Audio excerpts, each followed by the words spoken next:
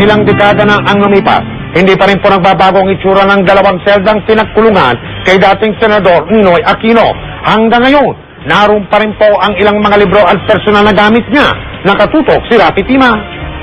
10 taon ding hindi nasilayan ng publiko ang seldang ito ni Ninoy Aquino sa loob ng Fort Bonifacio. Nasa compound kasi ito ng Intelligence Security Group ng Philippine Army. Pero maging ang militar na siyang humawak noon kay Ninoy, nakita ang kahalagahan ng dating selda ng pambansang bayani.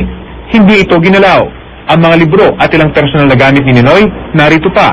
Ang kwarto na nagsilbing selda, hindi nagbago mula nang siya'y palayain para magpa-opera sa Amerika. But in the depths of my desolation, I discovered my faith in my God. And it was only then that I realized I'm nothing. I realized that all the pomp, the glory of the Senate were ephemeral. That wealth, that clothing, keeping up with the Joneses, was not of this world really. And having discovered that, I have lost my appetite for power. Bagamat sa Fort Bonifacio nagtagal si Ninoy, isang kampo militar sa Laur Nueva Ecija ang nagpabago sa kanyang buhay.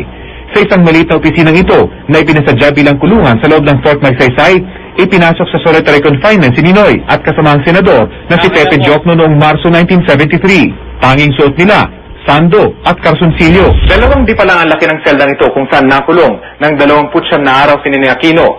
Maikling panahon kung tutusin, pero dito nagbago ang kanyang pananaw sa kanyang sitwasyon at sa kanyang buhay bilang pangunahing preso noong panahon ng martial law. Permanenteng nakasara ang bintana, tanging kama, maliit na mesa, upuan at isang arenola ang makikita. Bawal mag-usap si Ninoy at Diokno. Ang pinakamasakit, hindi alam ng kanilang pamilya na narito sila. There was nothing in the room, barely nothing. And I had nothing to do but twiddle my thumb. And for the first time in my life, I heard the ticking of every second, and I was counting every second into minutes. And as the minutes marched into hours, and the hours into days, and days into weeks, I knew what loneliness meant. Ito na raw ang pinakamababang punto sa buhay ni Ninoy. I became desperate. And here I started to question the fundamentals of my belief. Firstly, is there really a God? Pero nanaig pa rin ang kanyang pananampalataya. Si Aling Selig, saksi sa pagbabago ni Ninoy sa Laur. There was a time na siguro nag-hallucinate na siya dahil nagro-rosary siya using his hands, yung fingers niya. Na ang alam niya, nakita niya yung silhouette ng Virgin Mary dun sa wall. Paglabas ni Ninoy sa Fort Magsaysay, pinangako niyang hindi na siya tatakbo sa anumang posisyon. Pero kailanman, hindi sumuko si Ninoy sa kagustuang mapalaya ang Pilipinas mula sa diktadorya. While it's true, Mr. Marcos, I said that after my 8 years in prison, I have lost appetite for office. I am no longer seeking the presidency of this land.